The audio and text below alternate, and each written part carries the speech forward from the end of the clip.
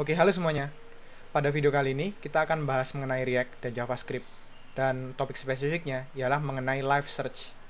Jadi, latar belakang dari video ini tuh merupakan masalah yang dihadapi oleh Menteku, di mana ada suatu tugas yang diminta untuk implementasi live search. Dan dari persoalan live search ini, kita nanti akan bisa explore beberapa hal juga, kayak misalkan use effect.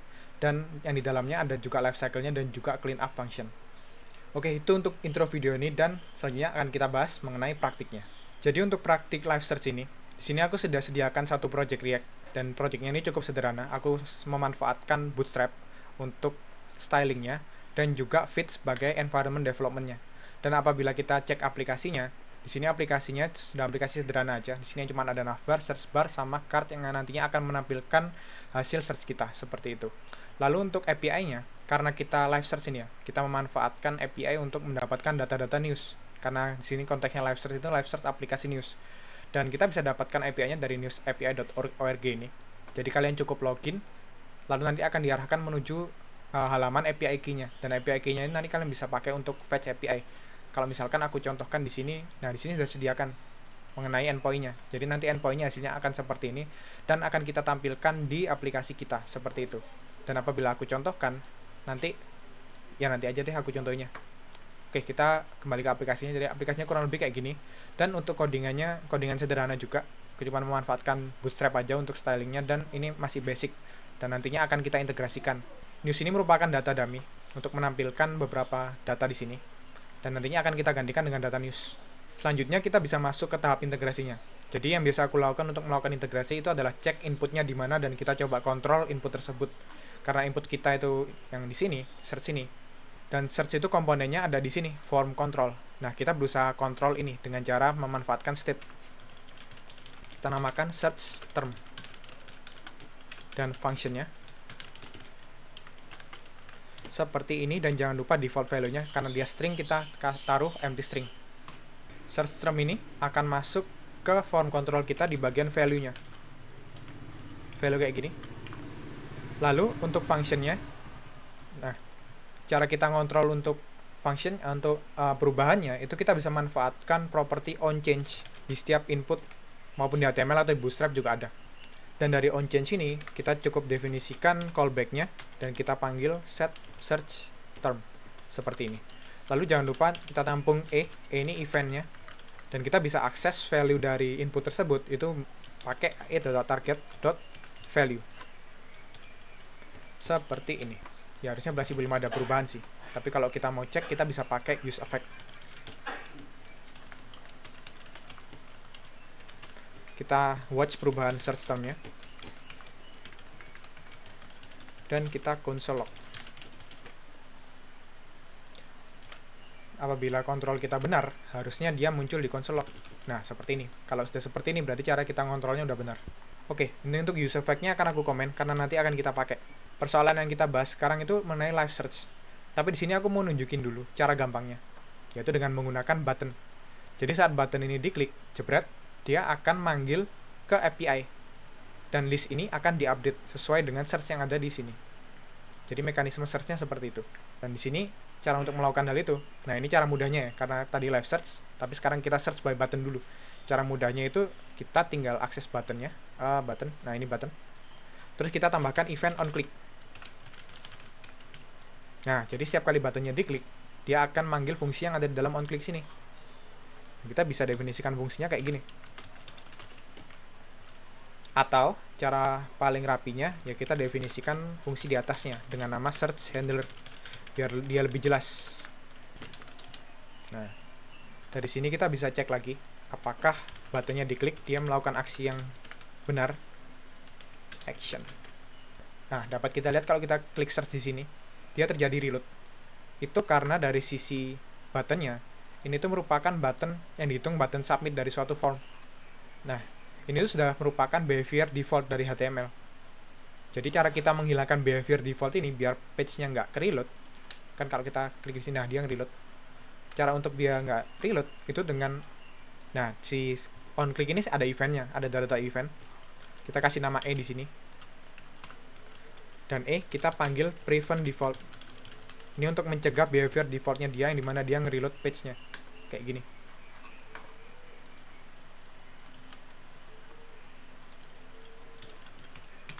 Nah, saat aku klik search sini atau enter, ada console action di sini. Dapat dilihat kalau di sini value-nya nambah. Berarti tandanya kita sudah berhasil pasang click handlernya. Selanjutnya kita bisa mulai integrasinya. Jadi untuk integrasi ini kita perlu panggil API. Dan panggil API ini ada beberapa cara. Ada misalkan pakai cara jadul kita bisa memanfaatkan XML HTTP request. Untuk cara yang agak baru kita bisa pakai fetch. Untuk cara modern itu kita bisa pakai Axios. Atau untuk cara over engineeringnya kita bisa pakai useQuery. Itu library khusus yang dibuat untuk React untuk kita menangani API call. Di situ lengkap banget. Tapi di sana kita nggak akan pakai cara itu, kita pakai cara fetch saja. Karena dia cukup disupport oleh banyak browser dan dia cukup dasar. Panggilannya pun simpel, kita tinggal panggil fetch gini aja. Dan di sini endpoint-nya. Kita kopas dari endpoint ini. Nah, endpoint ini. Nah, kita bisa masukkan di sini. Nah, saat kalian login tadi, kalian bakal nerima namanya API key. Dan API key ini kalian taruh di sini. Bentukannya random string gitu. Ini aku sederhanakan aja URL-nya. Kita pakai yang kita perlukan aja. Nah, seperti ini. API key-nya masuk di sini. Dan search kita, hasil search tadi, itu masuk ke queue ini. Nilai value timeline-nya akan kita gantikan dengan nilai search kita. Tapi di sini aku disclaimer dulu. Sebenarnya API key ini merupakan hal yang sensitif atau secret. Karena kenapa? Karena API key ini ada hubungannya sama billing kita di News API.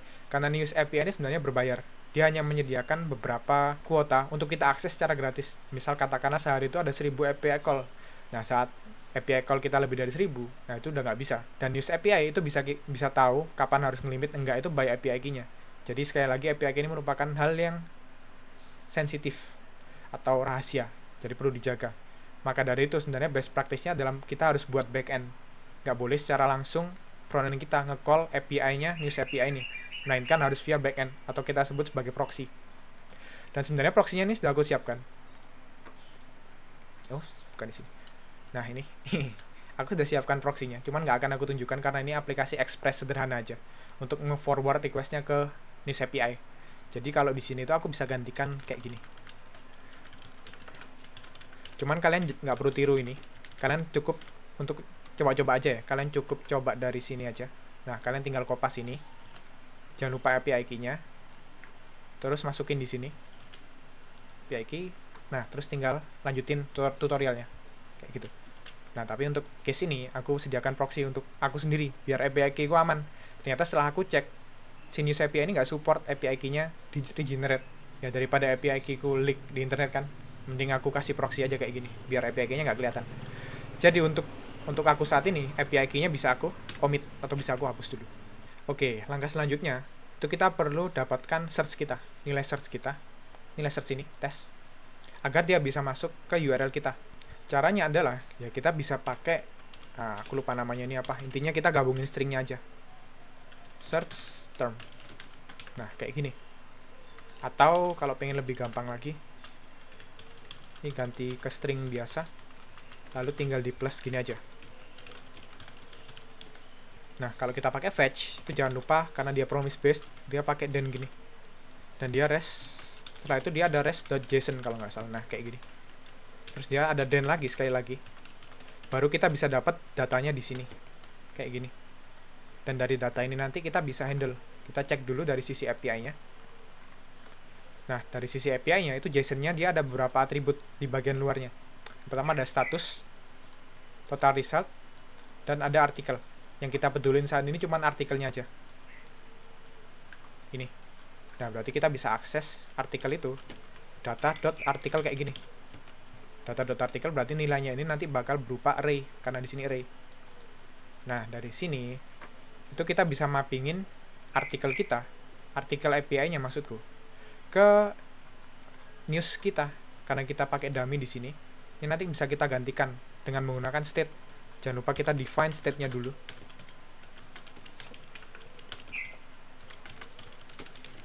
Nah, dia bakal jadi array kosong gini. Ini kita bisa komen aja. Dan nggak ngaruh, cuman kita komen aja biar lebih jelas. Dan kalau kita kembali ke aplikasinya, nah, dia bakal kosong karena kita di sini set sebagai default empty array. Nah, dari sini ini kita bisa mappingkan data artikel itu menjadi news kita. Caranya set news. Dan kita mappingin artikelnya tadi. Kita pakai fungsi map. Nah, kita mapping sebagai objek agar nilainya sesuai dengan ini yang sudah kita definisikan di sini. Nah, seperti ini. Kita bisa manfaatkan data-data dari artikel tersebut untuk mengisi propertinya. Kita coba cek di sininya. Oke, di sini untuk ID dia nggak ada. Jadi kita bisa manfaatkan title-nya. Karena ID di React itu kita pakai sebagai key ya. Dan key itu nilainya harus unik. Jadi mau nggak mau kita harus pilih value di sini yang unik, yang dimana title kayaknya unik. Jadi kita pakai itu aja. Lalu untuk image URL-nya, ini kita ada sih datanya. Kita bisa pakai dari ini, dari URL to image ini.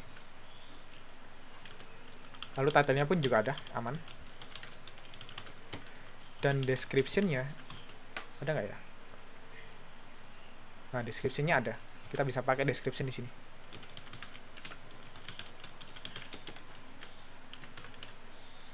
Oke, seperti ini. Kita coba search dulu. Bitcoin.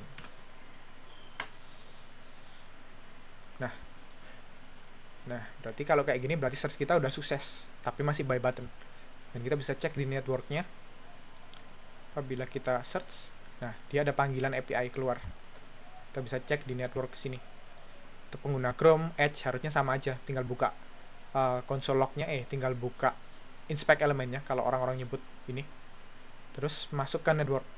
Dan ini kita bisa lihat data-data responnya dari API-nya gitu. Oke, itu untuk cara mudahnya. Kita udah manfaatkan button untuk search-nya. Tapi yang objektivitas sekarang itu kita harus pakai live search. Live search ini sebenarnya ada beberapa cara. Di React itu tapi cukup mudah. Tapi cukup mudahnya itu bisa aja nggak optimize karena memang ada teknik optimasinya. Untuk itu, kita bisa manfaatkan use effect di sini. Ini kita komen. Use effect ini, itu kan perilakunya adalah setiap kali search term ini berubah, console log akan dijalankan. Jadi console log ini jalannya secara live saat kita mengganti search term-nya. Jadi sebenarnya udah cukup jelas nih. Kita bisa pakai use effect karena use effect itu behavior-nya udah live di sini. Karena setiap kali search term-nya berubah, dia secara live akan panggil fungsi di dalam sini. Nah, cara gampangnya tinggal kita pindahin aja fetch-nya dari sini ke use effect kita. Kayak gini. Dia terdapat error karena ini kan karena ternyata dipakai. Ini di komen fetch-nya aja. Oke, kita coba jalanin. Nah, filter XHR aja. Ini kita bisa lihat behavior-nya. Ini aku coba reload. Ini lupakan dulu. Setiap kali kita search, misalkan aku search Tesla. Nah, T E S L A. Ketikanku itu per karakter itu bakal masuk ke network. Berarti dapat kita simpulkan tiap karakter yang aku ketikan itu bakal ada panggilan API. Secara harfiah ini kan sudah live ya. Jadi sebenarnya ini bisa aja kita ship ke customer gitu, kita rilis ke production atau kita rilis lah aplikasi kita dengan cara seperti ini. Karena memang secara fungsi itu dia sudah live search. Kayak kita Google. Nah, dia udah live nih. Tapi seperti kataku sebelumnya, ini tuh nggak optimize. Karena setiap kali karakter kita ganti, kayak gini, ganti-ganti gini, itu ada panggilan API terus. Dan setiap panggilan API-nya itu nggak hanya panggil API aja, dia bakal set news terus-terusan di sini. Jadi proses yang ada di React itu kayak dia ngerjain yang T dulu, T-nya udah selesai API-nya, dia set news. TE udah selesai, dia set news dari hasil TE. Dan seterusnya, sampai Indonesia sampai di akhir sini. Dan ini jelas nggak optimize. Karena apa? Karena balik lagi kayak news API gitu, kan kuotanya berbayar ya. Itu kita bisa boncos itu. Karena kita panggil terus-terusan. Atau dari sisi gini nih, kayak dia nggak optimize dari sisi aplikasinya karena lemot banget. Bisa jadi news yang muncul di sini bukan news yang sesuai dengan search kita. Jadi hal kayak gini perlu kita optimize. Teknik optimize-nya itu ada namanya, yaitu namanya debounce. D-E-bounce, debounce. Yaitu kita mendelay action kita setelah kita ngetik. Jadi saat kita ngetiknya selesai, itu baru actionnya baru jalan. Tekniknya seperti itu. Kalau di React, use effect ini sebenarnya sudah ada cara untuk melakukan hal kayak gitu. Jadi Useeffect ini kayaknya sudah prepare sih. Ada bakal banyak case kayak gitu, case live search gitu. Useeffect itu punya fitur namanya clean up function. Jadi ada suatu function yang dia return. Ini cukup aneh sih. Tapi ini berkaitan sama life cycle-nya Useeffect. Tapi return ini sebenarnya cukup unik juga. Karena kenapa? Nah, kita contohkan cara benernya dulu. Sini aku coba set timeout. Kita delay setiap 200 milisecond. Ini yang biasa aku pakai untuk mendelay user input. Dan kita save timeout-nya. Debounce timeout.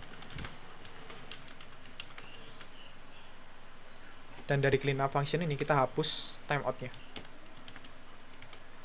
Kita bisa kembali ke aplikasi kita. Lalu kita reload.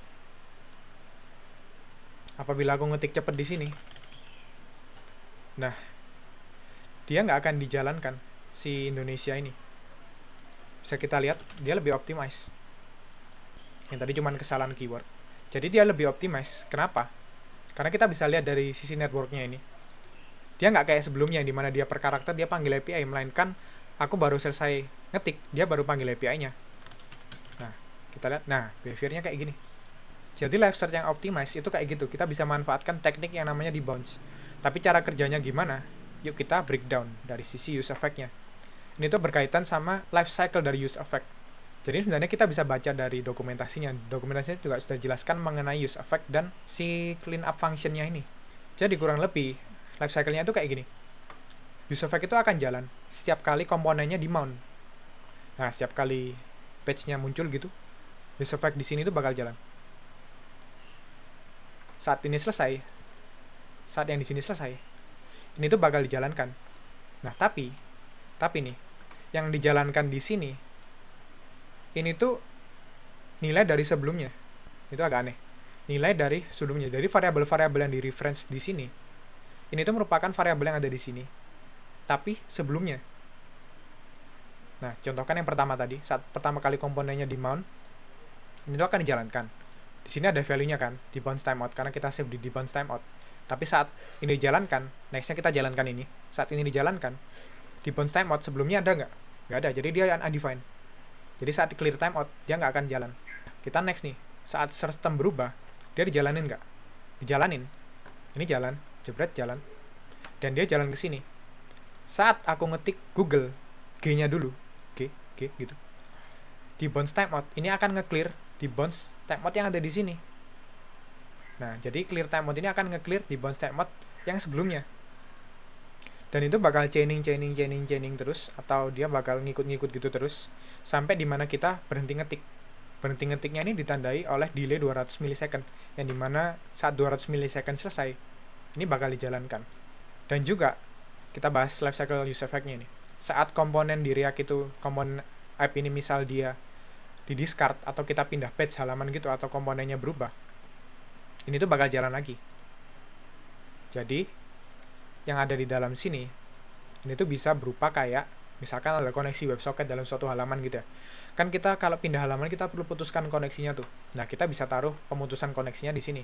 Dan itu juga di-mention di dokumentasinya. Seperti itu. Oke, jadi itu untuk pembahasan kali ini. Jadi apabila aku simpulkan, teknik untuk melakukan delay input, itu namanya debounce kalau kalian pengen explore lebih jelas. Dan di implementasinya di React, itu kita bisa manfaatkan use effect dengan clean up function. Dan clean up function itu berkaitan sama life cycle-nya React. Yang seperti sudah aku jelaskan tadi lah. Kalau kalian masih bingung, silakan playback videonya. Oke, mungkin sekian untuk pembahasan video kali ini. Jika kalian suka dengan video seperti ini, silakan like dan subscribe channel ini. Apabila kalian punya topik yang bisa kita bahas, silakan cantumkan di kolom komentar. Oke, sekian untuk video kali ini dan sampai jumpa di video selanjutnya. Bye-bye.